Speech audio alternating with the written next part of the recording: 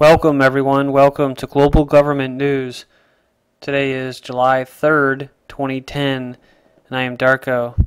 We are just one day away from the 4th of July here in the United States. The North American Union region of this global government, or world government, or some people call it New World Order. But nothing's really changed from the old world order. It's just got a upgrade or a facelift. And it's a new form of enslavement in the 21st century. The people that rule this planet have been working at this goal, this, you can call it agenda, they call it work. It's a life's work for them to achieve what they are already achieving right now, which is not socialism, it's world fascism, international fascism. And Americans are in receivership right now, and they don't like it, and they're squirming, and they have every reason to be squirming. If they have any ounce of sense left in their brain after all the sodium fluoride that's been put in their tap water in their showers and that, all the vaccines that they've given themselves or their children in order to keep their children in school, all the GMO food, the aspartame that they're chewing on their gum and they're swallowing and drinking in their drinks, the chemtrails that are being sprayed almost on a daily basis globally are affecting their immune systems, their cognitive abilities. The U.S. is going into receivership, and whether truthers or teabaggers or whatever you want to call them want to do, whatever they're going to do, whatever they're going to protest, that's all good and great and everything, and Godspeed to them. But my question is, do you really want to fight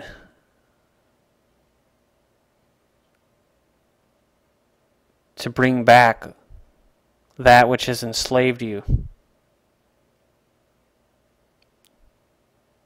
Small government will never exist long term. It is not sustainable. Government itself isn't sustainable unless it turns into what we are becoming, which is the welfare benefits start running out, the jobs go, manufacturing is basically outsourced and gone, your dollar gets you half as much as what it did 20 years ago at least. Fertility rates are gone down, birth rates, cancer's way up, diabetes way up. The eugenics operation moves forward, people.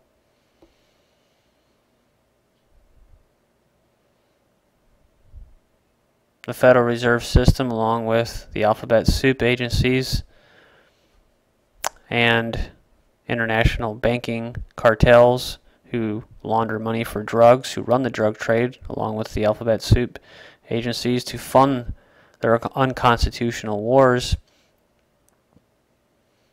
and this continues to occur. So we celebrate our independence from Britain. 234 years since they signed the Declaration of Independence, and before that we had at least 10 presidents before that in the Confederation of States. And whether you believe in a confederation of states still, or you believe in the Constitution and in a republic or a union, doesn't really matter anymore, because we're on the verge of being entirely sucked into this global government. And there's only a few more crises that need to take place in order for that to happen. So while you're drinking your Bud Light, playing your bean bags, rocking some AC/DC, and lighting some firecrackers, just remember this. But the agenda does move forward, and it will continue to move forward. I hope that the economy recovers. But like I said, like the government, this economy is not sustainable. There will be more stimulus. There will be more fear-mongering about the economy in order to get the stimulus. The cap and trade bill will be passed. They've already passed the death care, eugenics care package bill, or health care option. There'll be more pandemics brought to you by companies such as Baxter, Novartis, and all of them, and the UN, who openly admits that they spread these viruses in order to build up immunity. These companies have been caught with having viruses, live viruses, such as the bird flu, in normal flu vaccines. So the economy most likely will not recover. It will get worse. States will start running out of their money, which they already are. They're running out of funds. They'll have to raise taxes. In 1995, when I was 15, I used to get a candy bar for 50 cents, a pop for 50 cents. Now that same candy bar costs $1. 15 years later, it's gone up that much. 100%. The same with the pop now. Pop of $1. Gas used to cost 95 cents in the Midwest at that time, 95. It's now on average about $2.80, give or take with the last 10 years, about $3. So it's gone up 300%. Cigarettes used to be $2.50. Now they're $4. Conservatively here in the Midwest, you go to places like Chicago, they're $10 a pack. The alcohol and cigarette tobacco taxes have all gone up. America is a unique country. It's one of the only countries in history that's actually experienced real freedom. But it wasn't through government. It was through the resistance of government that brought about such freedoms, economic freedoms and social freedoms. But since its institution, the Republic has been hijacked. It has been hijacked by globalists who are eugenicists, who've influenced and coerced superpowers all throughout our history. And just like all the other superpowers that fell, when they're done with us, such as the U.S., and our dollar and our currency as a reserve currency, they'll dump us. They'll dump our country just like they're going to dump our currency as a reserve. They used us to start wars, to fund their global government. They have it set up now, the United Nations, NATO, the World Bank, the IMF, UNESCO, World Health Organization, European Union, the SPP. They're done with us. They're done with us, and they're going to throw us out.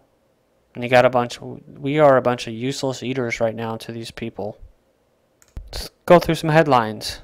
State and local government workers' job security fades. For most years, most people who worked for the state and local governments accepted the fact of life. Their pay wasn't great, but job security was. Now that's gone too. The dollar plunges after UN to call to ditch greenback. That's our reserve currency. Top Republican raised Social Security's retirement age to 70. See? You work longer, work harder for less. Get used to it. National debt soars to highest level since World War II. Will it ever be paid off? No. Middle-class families face a triple whammy. Failing pensions cuts. Banking crisis will impoverish families. The economy is delaying births. Out-of-work job applicants told unemployed need not apply. Who bombed Pearl Harbor? United States. We did. No, wait a minute.